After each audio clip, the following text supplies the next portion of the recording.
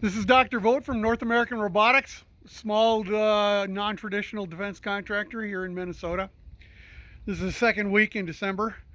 We are, if you've been paying attention to the Weather Channel, enjoying record-setting sub-zero weather here in December, which we usually don't see until January and February. We're going to be doing a test here of a submission for a drone cold weather kit. Gear that we've put together literally over 25 years worth of flying drones here in Minnesota uh, that help us fly and extend and continue to have nominal air coverage, air time, flight and mission duration from our equipment. Pretty much brand agnostic as well. I'm going to be demonstrating here with one of the most popular drones on the market, an enterprise level DJI Mavic 3. We've got several things that we're actually putting together here that we're going to be demonstrating that both warm up the soldiers' hands. Specialized muffs that are available here that we use to maintain and keep the batteries warm using chemical hot hands heaters. A tactical pouch mounted on the chest doing somewhat similar thing here for the gear, keeping everything safe. The heated gloves, again, heated with chemical heaters for everything here. And I'll be closing up and zooming in on gear that we mount specifically on the drone itself. We call them saddlebags. They're conformal. They, again, hold chemical heaters with reflective material close next to the battery to help maintain its temperature. This is what's critical to maintaining your airtime and being able to get a predictable mission like you enjoyed when you're practicing, rehearsing in warm weather. I'm going to flip the camera around. We're going to go look at the rest of the video here from the pilot perspective. We've gone through several different iterations of these conformal saddlebags. In this case, they're holding things against the side on this. There's no antennas to interfere with on enterprise level Mavic on the sides. The top opens up. You'll see that we use polyethylene tape here as a backup for the clamps and stuff that we normally use to hold these things on the vehicle.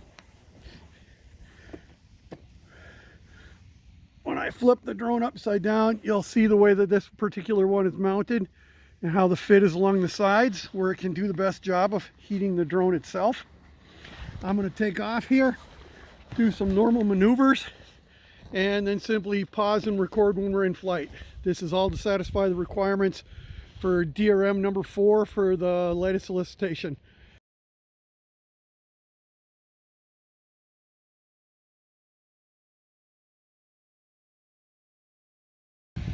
Okay, we're just showing normal operations here.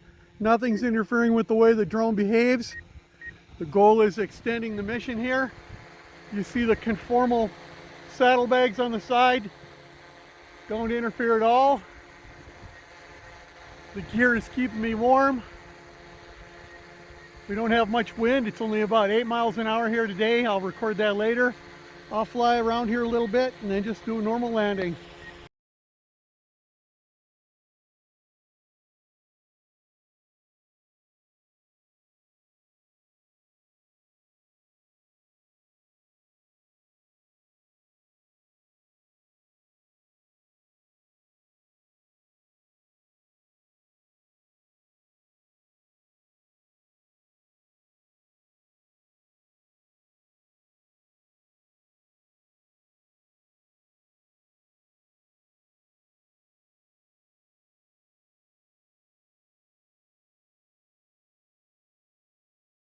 Continue to just sit there and loiter at this point. It's cold.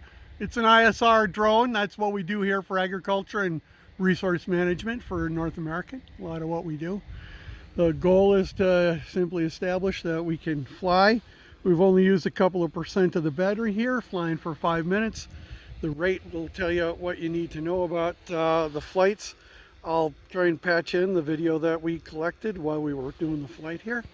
I'm going to go ahead and bring down under normal. I apologize we don't have a separate videographer, but such is the response time needed for this solicitation.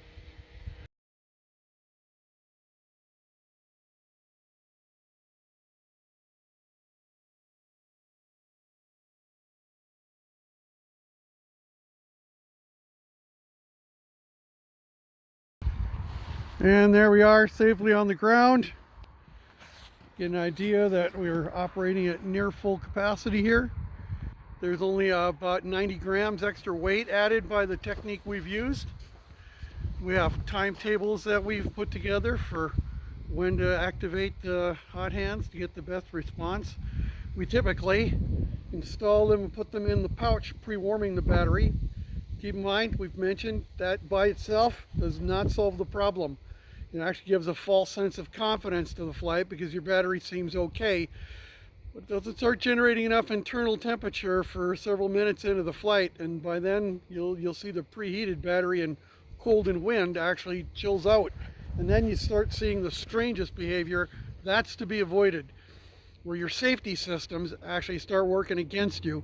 The rate of decay starts showing up really fast with the battery, and the flight gets cut short and the drone starts looking for a place to land you didn't expect. Not a military successful tactic.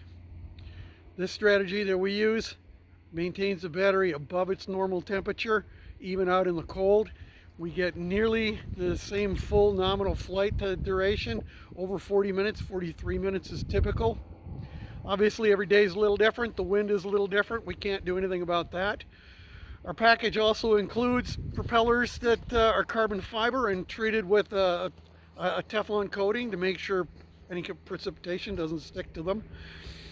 All of these things help us gather data out here in the tundra that most people never see, but this is half our year. So we have thousands of hours that we've flown in this kind of weather, in feet of snow, gathering information for DNR, watersheds, other resource managers here in the Minnesota area. Hope you'll consider our contribution here to the troops. We know way more about flying these things and operating them safely in the cold weather than pretty much anybody. Thanks for your time.